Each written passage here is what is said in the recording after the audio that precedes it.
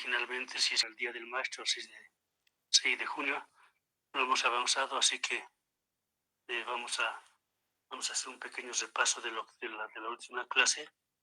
Estuvimos viendo las sobretensiones de origen externo. Entonces hemos empezado con efectos de las descargas atmosféricas. Entonces, habíamos dicho que no, habíamos empezado diciendo que no todos los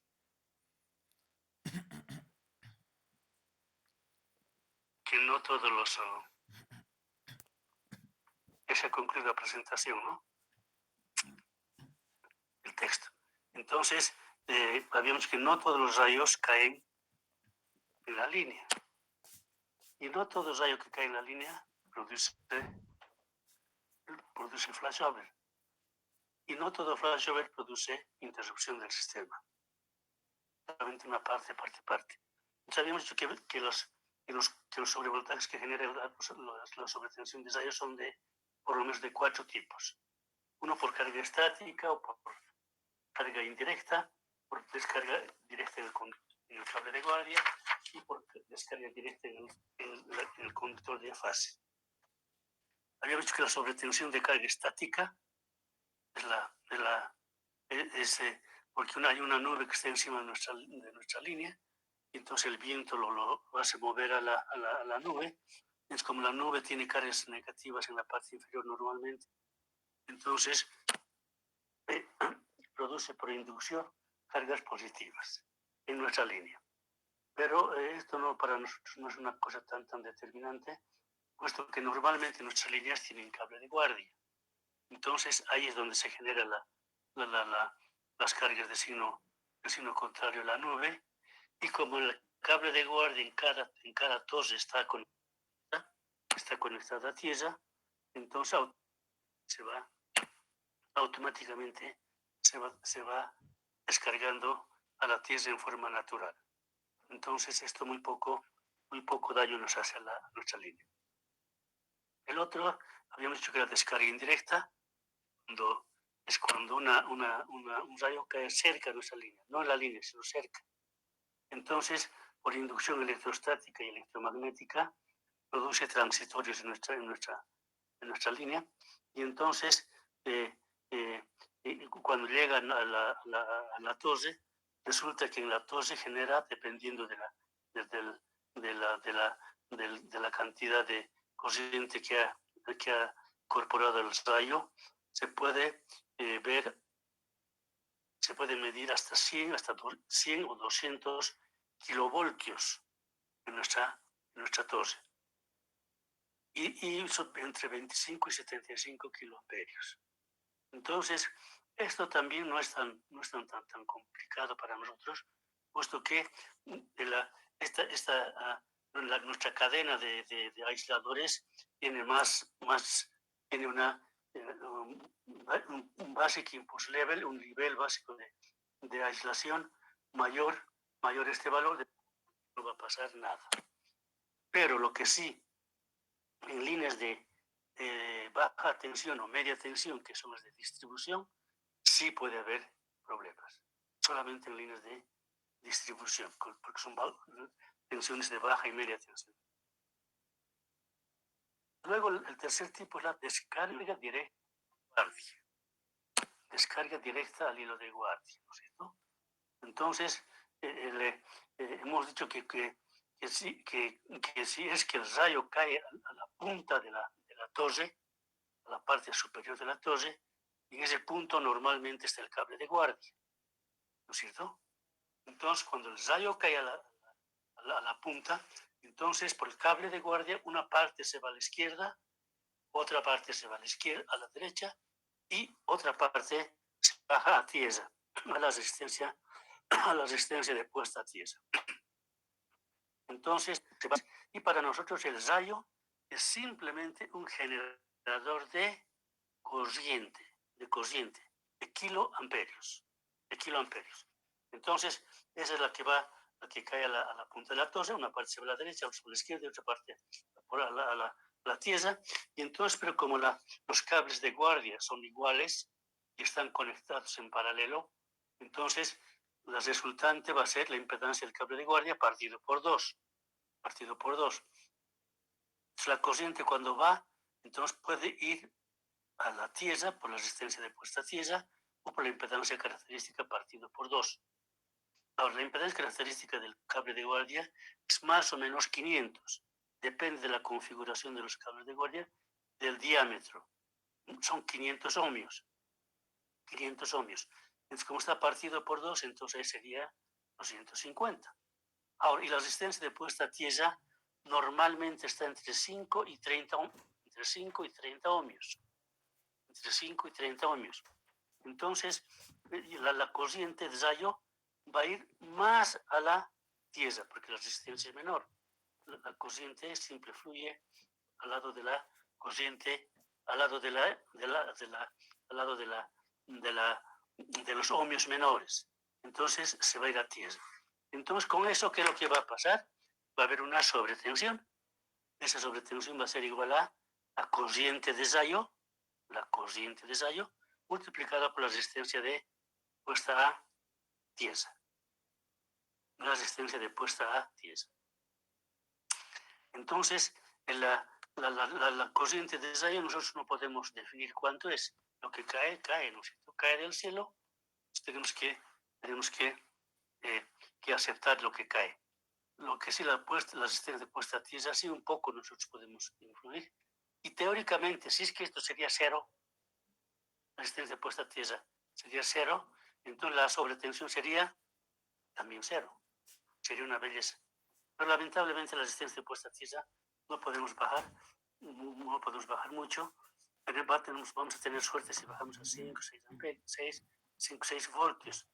Siempre va a estar entre 10, 15, 20 ohmios. Entonces, como hay, entonces va a haber siempre una sobretensión. Y R, la corriente de rayo, por la resistencia de puesta a tiesa. Ahora, este valor se va a quedar en la estructura. Ese valor, esta sobretensión va a estar en la estructura. Entonces, normalmente la estructura está a nivel de tiesa, ¿no es cierto? La tensión igual a 0.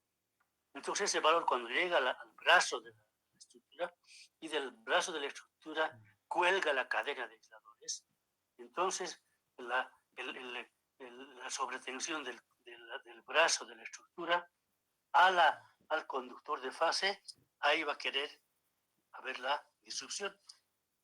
Y entonces depende de cuánto va a aguantar cuánto va a ser el valor de la resistencia del nivel básico de aislamiento de la cadena de aisladores.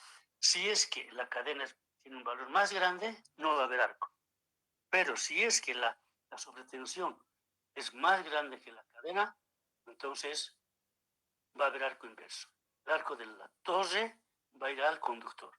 Y por eso se llama inverso, porque normalmente la estructura está a tensión 0. Entonces, ahí puede haber el arco. Y cuando hay el arco, entonces, le hemos dicho de que el rayo genera una onda de impulso, que sube inmediatamente a su valor máximo al 100% en el tiempo de frente, y luego ya baja lentamente en tiempo de cola. Entonces, esa es la forma del arco del onda de impulso. Ahora, hemos dicho de que cuando el rayo cae a la punta de la torre, una parte se va a la derecha, otra para a la izquierda. Es verdad. Nosotros hemos dicho que la resistencia de puesta a tiesa es pequeña con relación a la impedancia característica de guardia partido por 2, y por eso se va a ir todo a tiesa. Es mentira. Una parte considerable.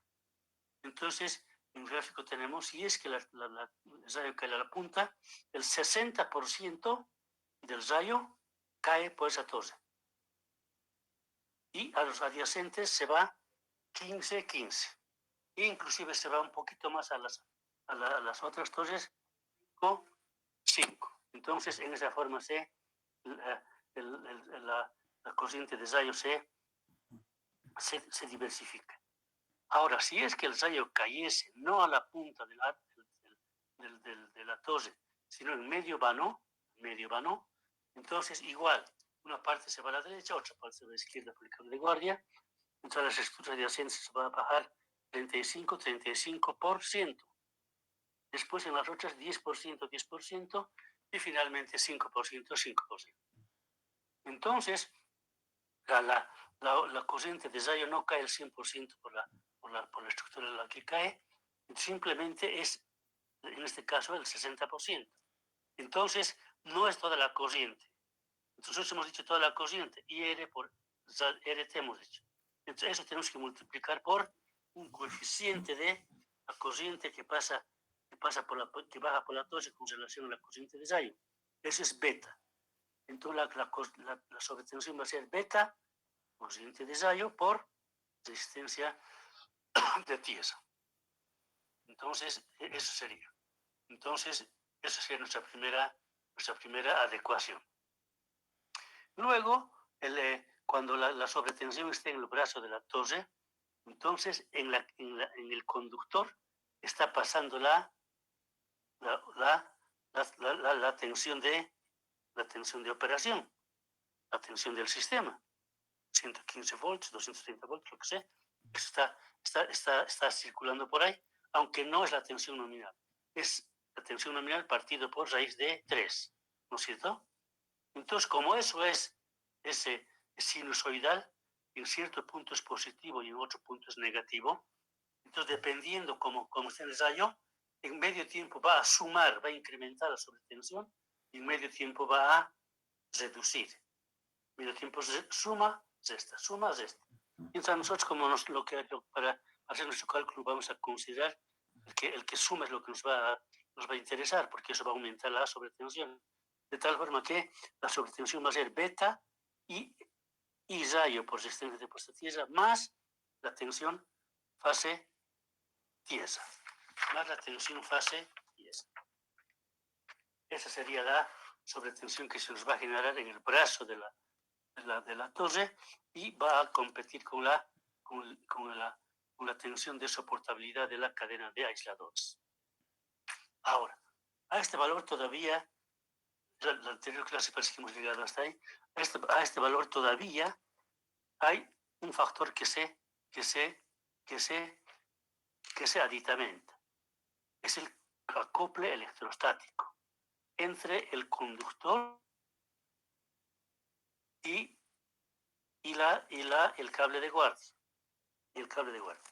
Por el conductor de fase siempre está pasando una tensión, una corriente. Siempre. Y el cable de guardia no.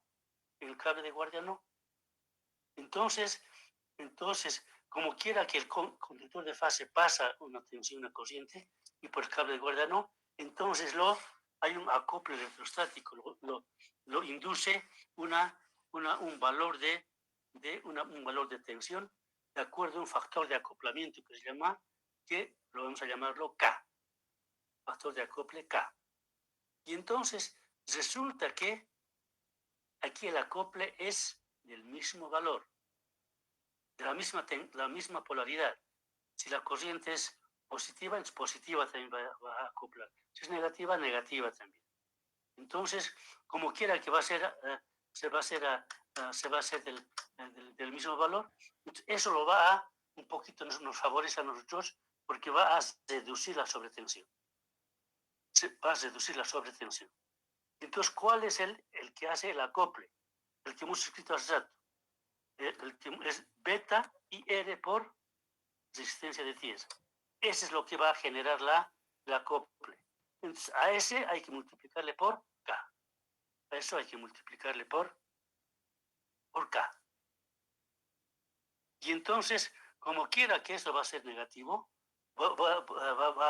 puede reducir nuestra sobretensión, lo sumamos al otro lado, aritméticamente va a ser negativo, y entonces U va a ser 1 menos K, o sea, menos K, luego beta IR y rayo resistencia puesta tiesa, más la tensión fase tiesa. Entonces, en esa forma se va a modificar nuestra sobretensión.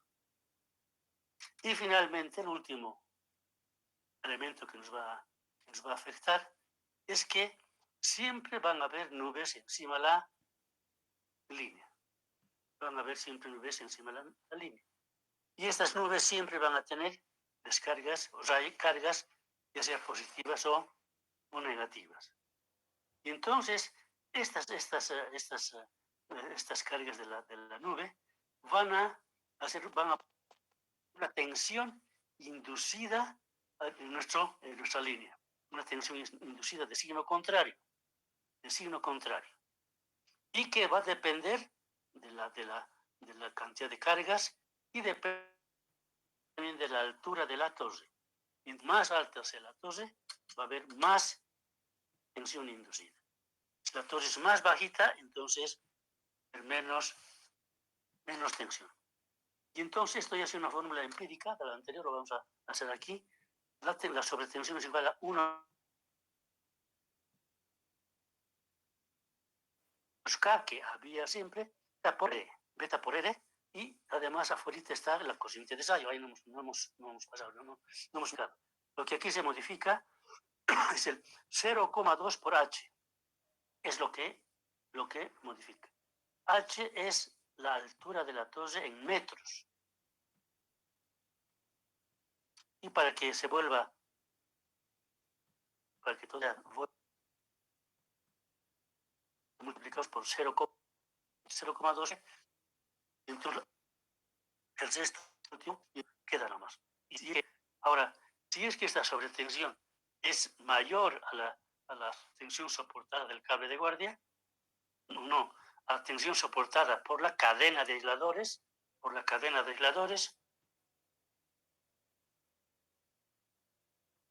va a haber arco. Ahora, si no, entonces no va a haber arco.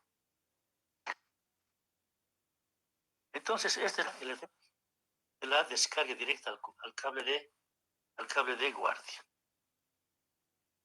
Ahora vamos a ver la descarga directa al conductor de fase.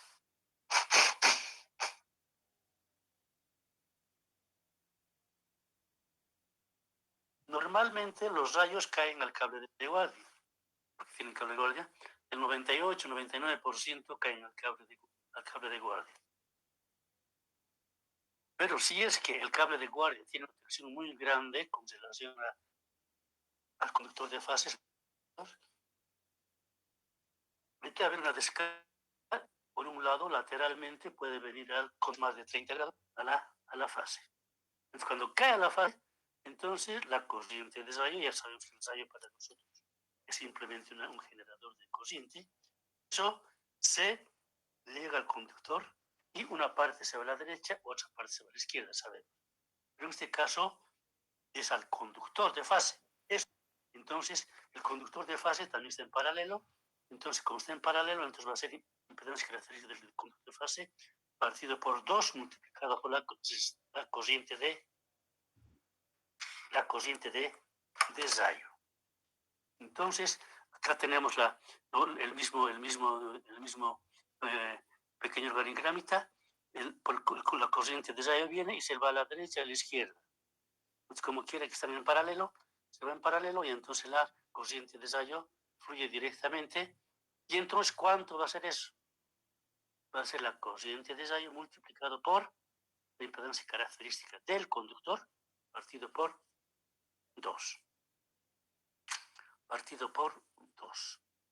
Ahora, normalmente, como quiera el impedancia característica del cable de guardia, el conductor está entre 400 y 500 ohmios, partido por 2 va a ser 250.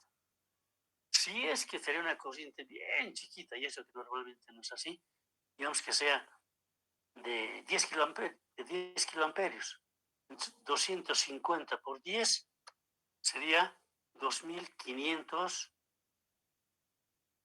kilovoltios. 2500 kilovoltios. Y a 2500 kilovoltios, la línea de 230 kV es 1000 kilovoltios es su cadena de aisladores, de tal forma que casi 100% que va a haber arco del conductor a la 12. Entonces, como quiera que el conductor a la torre ha ido, la torre se ha subido de sobretensión, Entonces, nuevamente se genera lo que hemos visto anteriormente, la descarga directa al cable de guardia. Es como si el cable de guardia otra vez hiere, la acople, esto, lo otro, el beta, todito ese fenómeno se produce nuevamente. Así que una de las conclusiones que llegamos es de que cuando el rayo cae al conductor, es casi seguro que va a haber disrupción, va a haber descarga. Entonces somos 4 tipos, y entonces habíamos dicho que la onda que es generada por el rayo se llama onda de impulso. Al principio sube rápidamente, de 0 a t es el tiempo de frente, y luego cuando baja lentamente hasta el 50% de la tensión de la sobretensión del rayo, y entonces el tiempo de cola.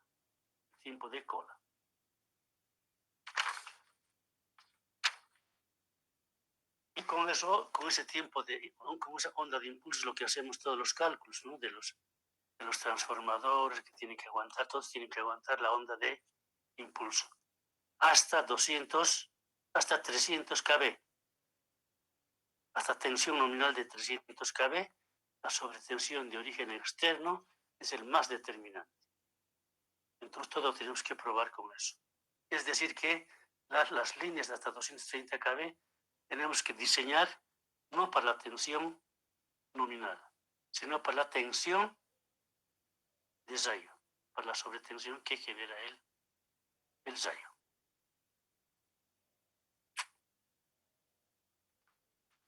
Y ya, no sé si tienen preguntas, porque ahora vamos a pasar al siguiente capítulo, que son sobretensiones de origen interno.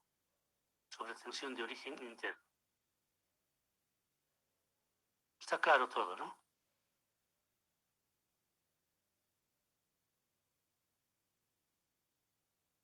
Ingeniero, una pregunta. Sí. En la parte que habló de la resistencia de tierra, ¿siempre hay que poner 4 contraantenas a la torre o puede ser 1 o 2?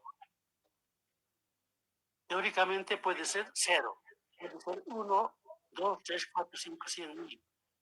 Es decir, en realidad no hay un criterio. Lo que pasa cuando tenemos la torre, medimos la puesta a tierra. Y sería una belleza que sea igual a 0 ohmios.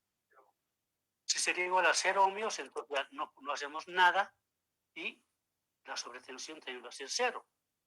Porque el cociente de rayo multiplicado por 0, 0. Pero como no es así, siempre la tierra tiene un valor, tiene su resistencia, vamos a medir. Entonces ponemos, por decir, medimos que son 60 ohmios. Entonces ponemos 30 metros de una de las patas hacia un lado. Medimos. De 60 ohmios hemos bajado a 40. Ahí, entonces 40, ¿qué hacemos? De la otra pata podemos poner otros 30 metros. Medimos, hemos bajado a 30. Podemos medir otra, bajamos, y entonces así podemos bajando con más cables de puesta a tierra que vayamos poniendo, y siempre vamos a buscar en la tierra dónde es el terreno más conductivo, donde no hay roca. Si hay roca a un lado, entonces ¿para qué vamos a poner eso? Pues vamos a donde haya tierra vegetal, a ese lado tenemos que ir. Entonces podemos seguir poniendo, pero lamentablemente cuando ponemos 10, 20, 30, digamos, varillas más, entonces los ohmios ya no bajan. Lamentablemente ya no bajan. Y hay veces empieza a subir. Así que la cantidad de antenas depende de la resistencia de puesta a tierra. Pero normalmente más de las 4 patitas se suele colocar, pero no hay una regla específica. Tenemos que bajar lo más que podamos y después ya va a querer empezar a subirlo, ahí lo dejamos. Ingeniero, la longitud de la contraantena que dijo que tiene 30 metros, ¿eso depende del nivel de tensión que tiene la línea o cómo es? Ya.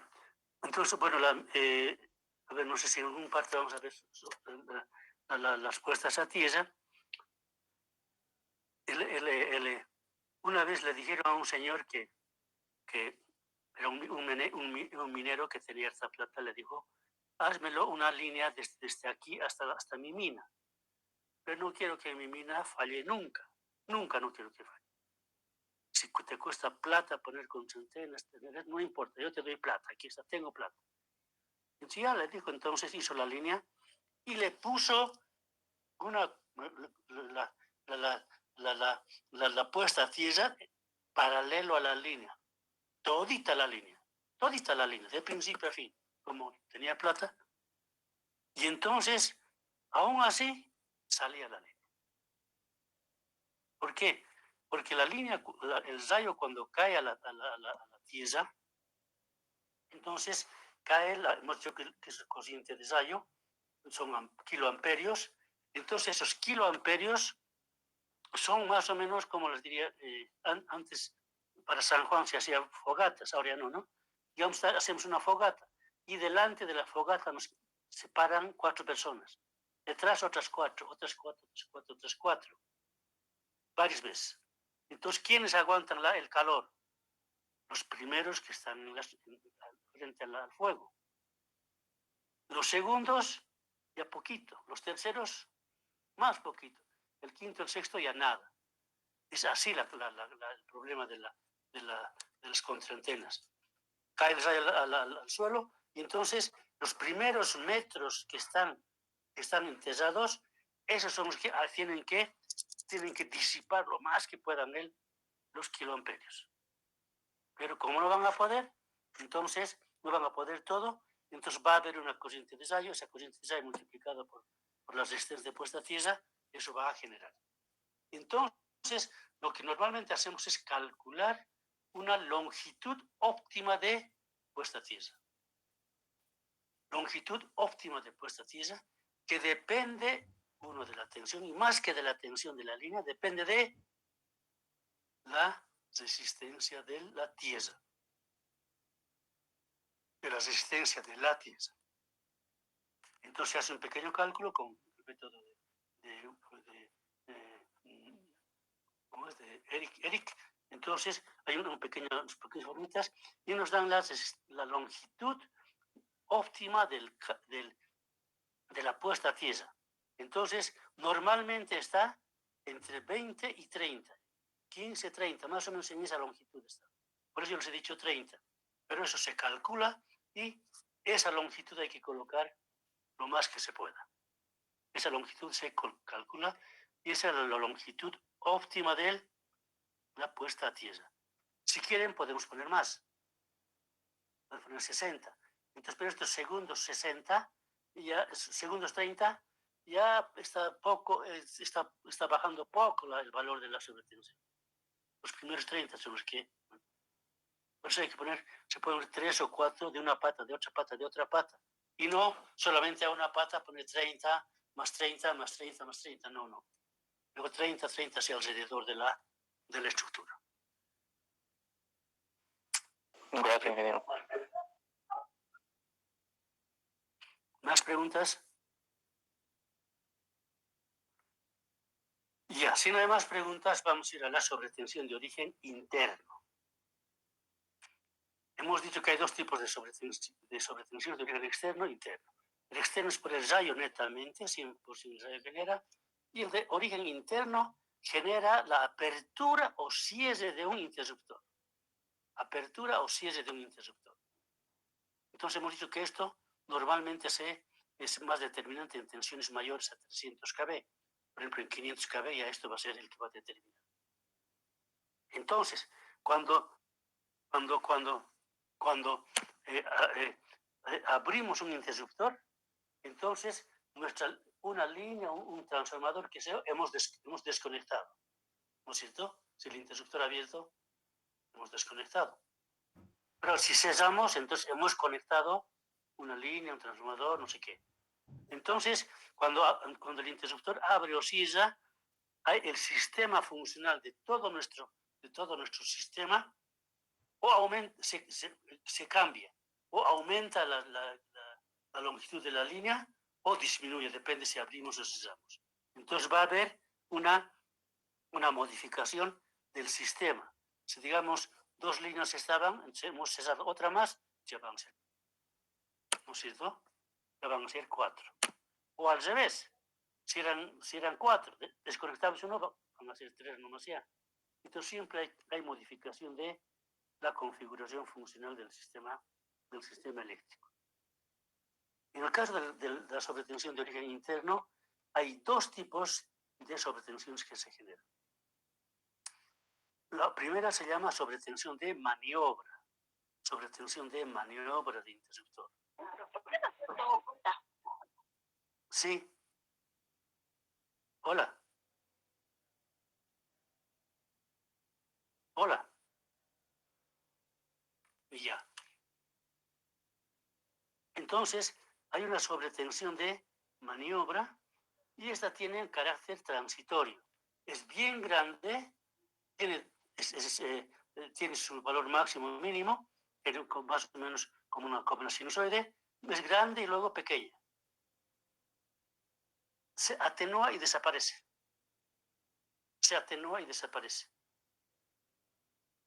Es la sobretensión de maniobra. Y después continúa la sobretensión temporaria, de tiempo, temporaria. Esa tiene menor valor y se genera más o menos, provoca oscilaciones, se queda con eso. ¿Por qué? Porque el sistema se ha modificado. Si hemos abierto el interruptor, nuestro sistema, una línea ha salido. Entonces, como quiera que ha salido, ya la tensión es mayor, es diferente. Entonces, esa tensión temporaria va a permanecer. ¿Hasta cuándo? Hasta que alguien modifique. Hasta que alguien, o nosotros manualmente modificamos, o lo que más frecuentemente hacemos, colocar reguladores de frecuencia, reguladores de corriente, reguladores de tensión. Entonces en el sistema en varios puntos ponemos, son relés, y estos relés lo único que hacen es detectar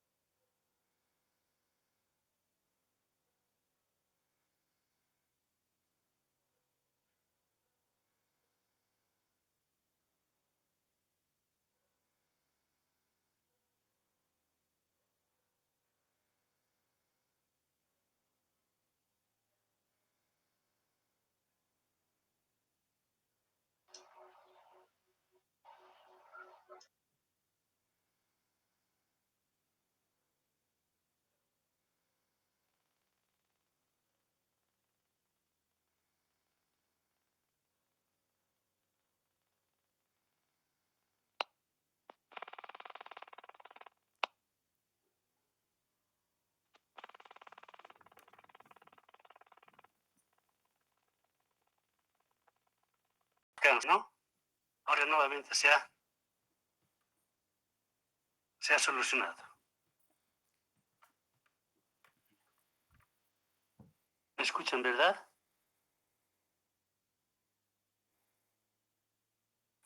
Sí, Inge. Ya, vamos a continuar. Entonces habíamos de que este fenómeno de sobretensión de origen interno genera dos tipos de sobretensión. Maniobra, características transitorias, esta atenúan y desaparece. Y la temporaria es una condición, la sobretensión temporaria es permanente y entonces su valor se estabiliza después del funcionamiento de los reguladores de corriente, reguladores de tensión, de frecuencia, etcétera. Entonces, eso es lo que pasa. Ahora vamos a ver las sobretensiones de maniobra. ¿Cuáles son? Entonces hemos dicho que las sobretensiones de origen interno es porque apertura sí es de interruptor. Entonces, uno va a ser por apertura y otro por cierre. Y el otro es de que va a ser para tensiones nominales mayores a 300 kilovoltios, que esta sobretensión se va a generar con un valor mayor. Entre los casos que vamos a estudiar, primero son los interruptores de línea en vacío, es decir, cómo vamos a abrir una línea en vacío. Luego, cómo vamos a hacer el corte de la potencia en extremos de línea. Tenemos un transformador en extremos de línea, cortamos.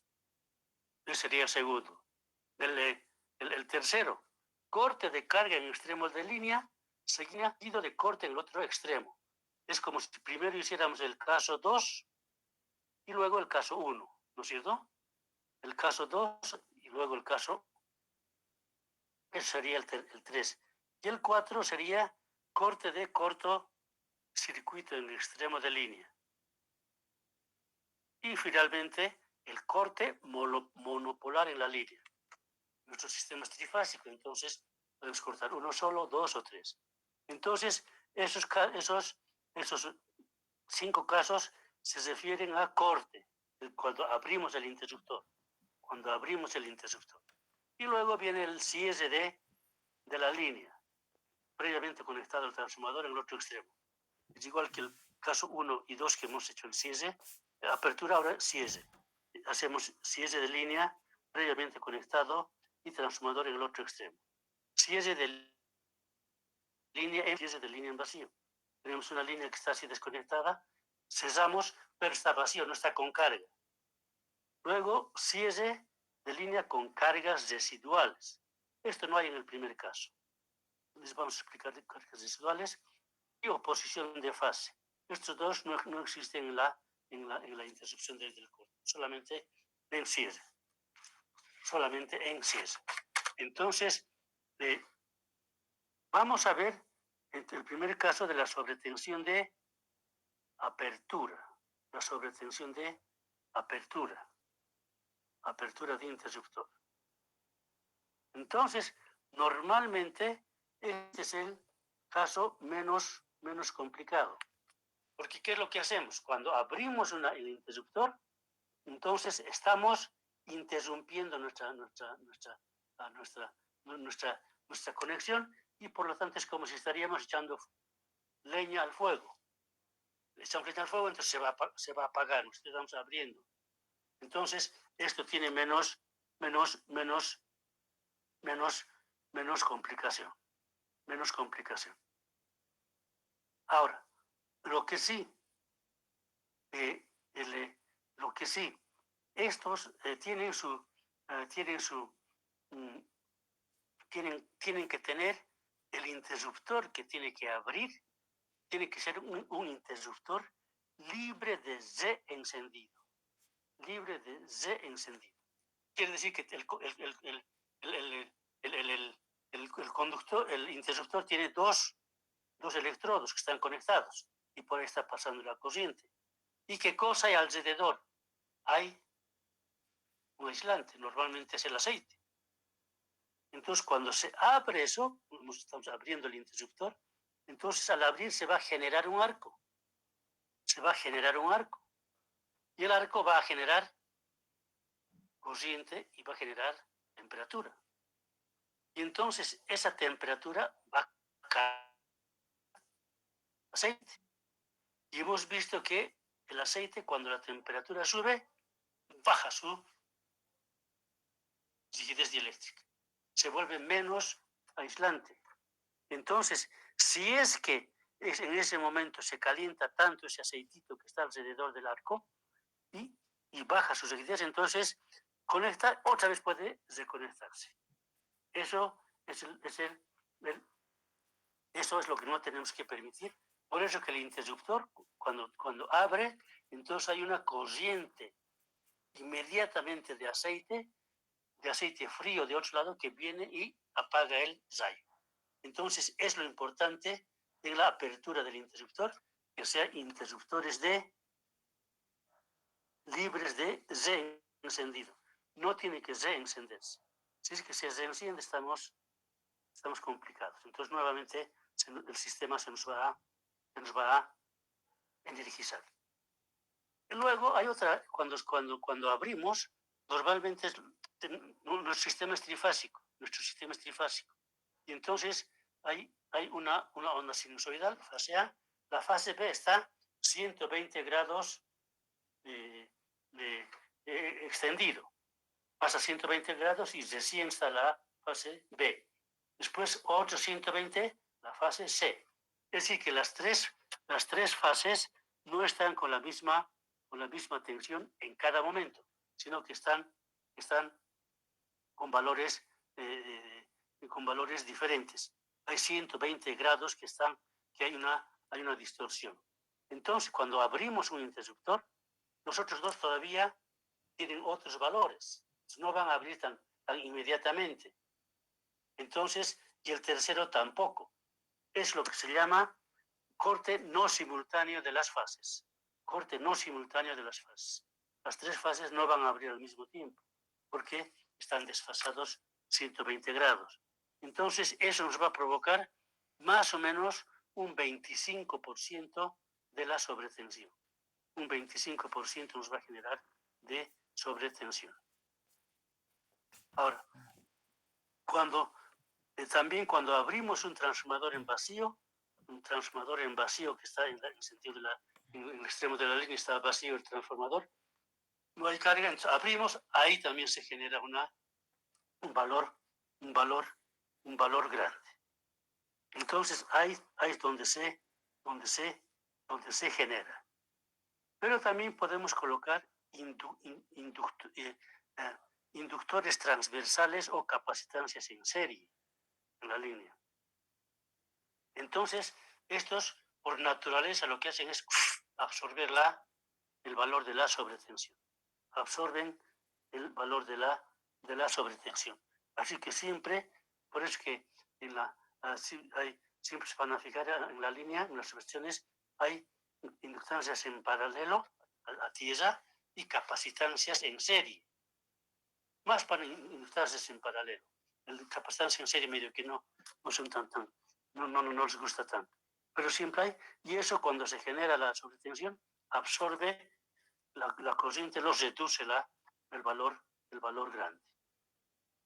Entonces, eso sería la sobretensión de maniobra en caso de apertura de interruptor. La apertura del interruptor puede ser manual, que nosotros abrimos, o cae el rayo y el interruptor automáticamente abre. Puede ser automático o manual, la sobretensión igual se genera en ambos casos. El otro es la sobretensión de maniobra por cierre de interruptor. Esto es más complicadito, porque como estamos cerrando, estamos incorporando algo de línea, entonces eso es como poner leña al fuego. Entonces va a haber valores más grandes.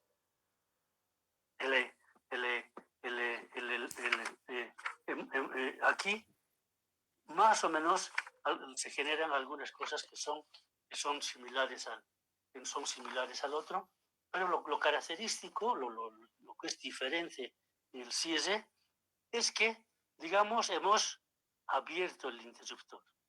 El rayo ha caído. Entonces el interruptor automáticamente abre para que nuestro sistema no tenga problemas. Y después cierra a esa conexión automática. El rayo cae y después el rayo muere, digamos, inmediatamente. Dura microsegundos simplemente el rayo, microsegundos. Entonces, a los 1,5 microsegundos el rayo sube a su valor máximo y hasta que baje al 50% son 50 microsegundos. Entonces nosotros a los 200 o 300 milisegundos reconectamos nuestra línea para algo que ya se ha muerto. Entonces tal vez nadie se da cuenta, simplemente ha habido, la luz se ha apagado, se ha prendido un segundo y entonces nadie se ha dado cuenta que ha habido un rayo.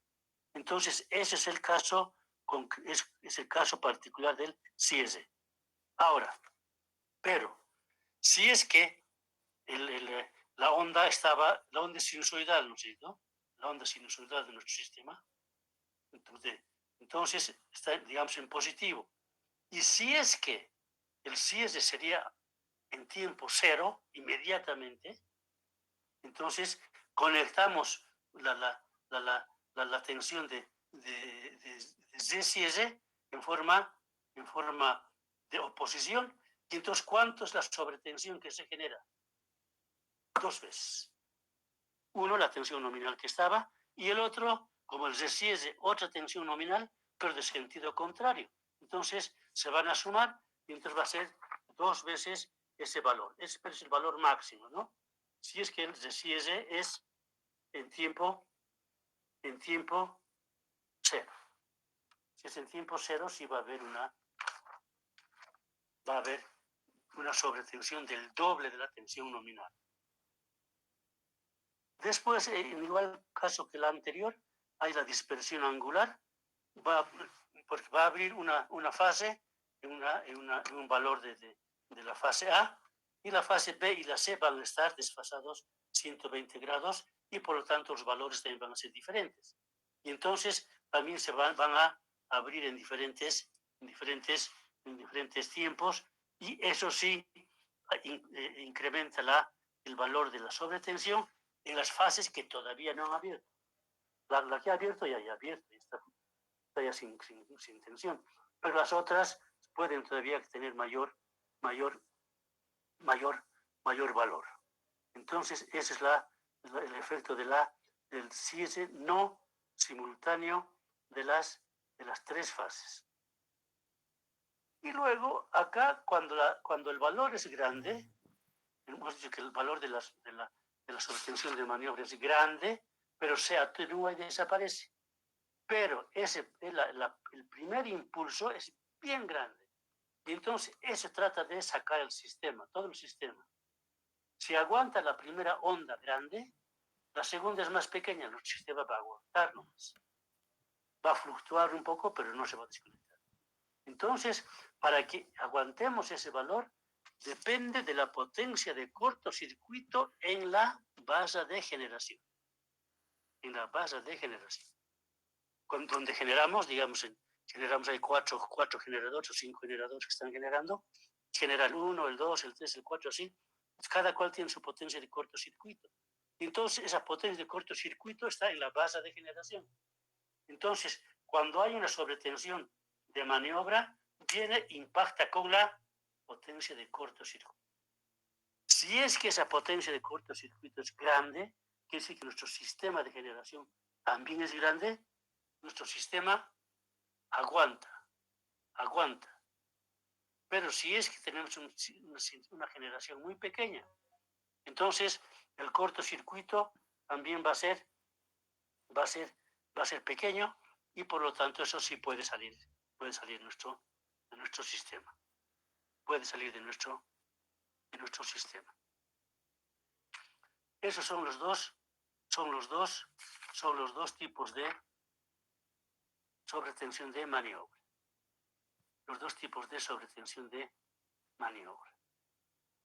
Hemos dicho que en realidad estos son los que pueden sacar el sistema siempre y cuando la primera onda, el primer impulso sea grande y nuestro sistema no pueda resistir ese impulso.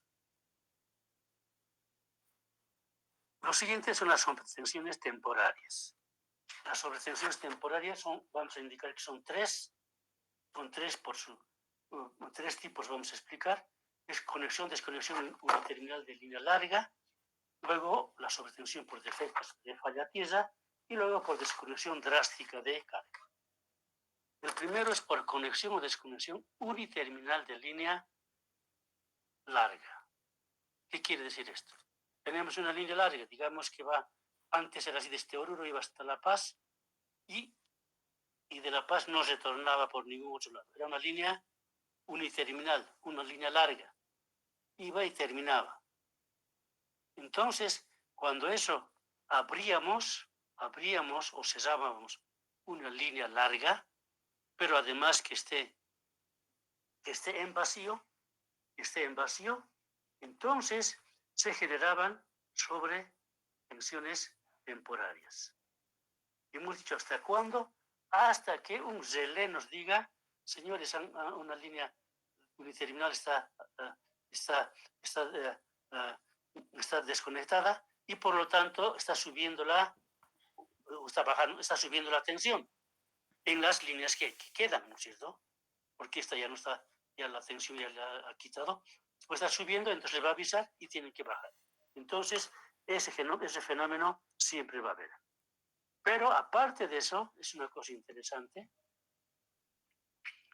Digamos, en Oruro se ha conectado la línea hasta La Paz. Son 200 kilómetros. Es una línea larga. Y en La Paz está en vacío.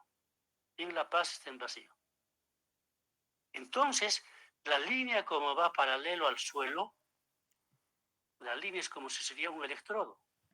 Y la tierra, otro electrodo. Y dos electrodos en paralelo, ¿qué son? Capacitor. Es un capacitor. Entonces el capacitor tiene una tensión. Cada estructura es un capacitor, otro capacitor, otro capacitor. Altos capacitores, aunque los valores de los capacitores son pequeños, pero existe. Entonces, como quiera que la primera torre de un capacitor suma, el otro suma, aquí la tensión desde bajar, porque normalmente tenemos pérdidas de tensión, ¿no es cierto? Aquí no, sube la tensión. En La Paz, la tensión de La Paz va a ser más grande que la de Oruro. Eso se llama efecto Fesante.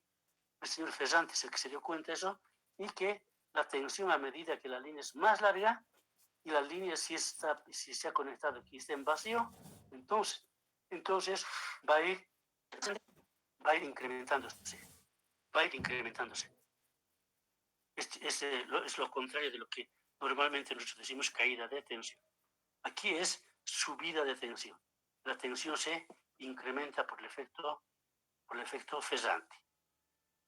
En igual forma que en el anterior caso, si colocamos una inductancia del conductor a tierra, que decimos una inductancia en paralelo, o de lo contrario un capacitor en la línea, colocamos un capacitor en serie, entonces esos automáticamente reducen la tensión. Eso nos interesa a nosotros porque reduce la tensión automáticamente. Automáticamente reduce la tensión. Luego hemos dicho de que si es que nuestro sistema tiene una potencia de cortocircuito en base de generación grande, entonces va a resistir la sobretensión. Va a resistir la sobretensión. Pero si nuestro valor de cortocircuito en generación es pequeño, entonces va a salir. Por eso es de que los sistemas grandes, por ejemplo, el sistema de Brasil, es 10, 20 veces más grande que el de Bolivia.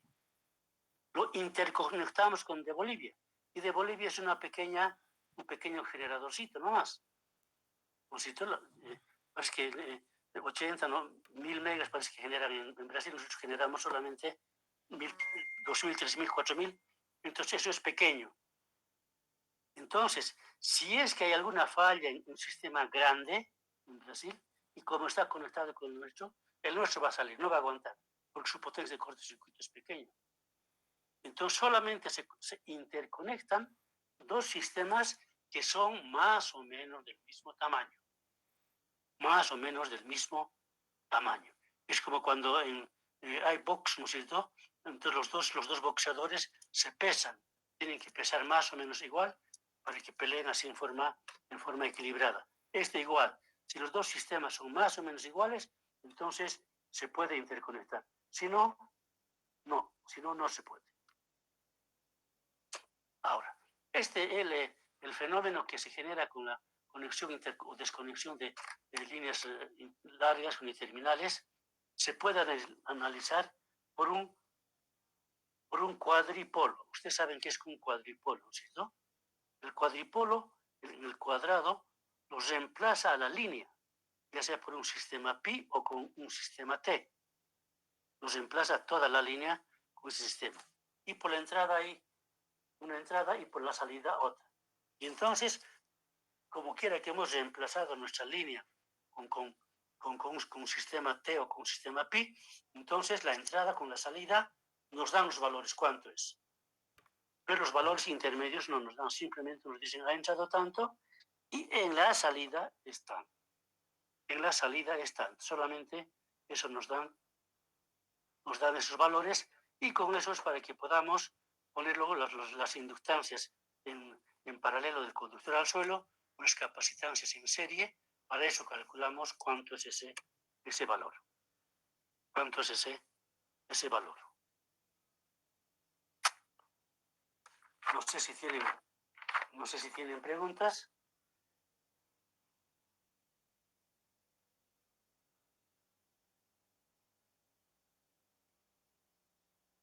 Bueno, si no tienen preguntas, de momento vamos a quedar ahí. La siguiente clase vamos a ver la sobretensión de maniobra por defectos o fallas a tiesa. Por defectos o fallas a tiesa. Eso vamos a ver el día sábado. El día sábado. Como ya no es día del maestro, ya vamos a pasar clases normalmente. A no ser que tengan preguntas. No sé si tienen preguntas.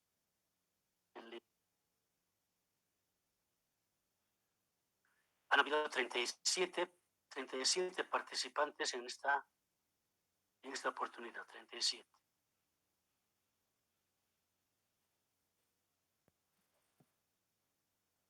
Bueno, entonces si es que no hay más preguntas, entonces vamos a quedar ahí y vamos a continuar nuestra clase el día sábado.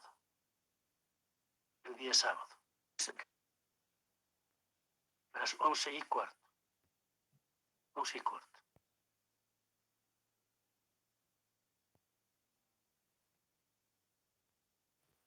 Está bien, Inge, hasta luego. Hasta luego, ya podemos retirarnos.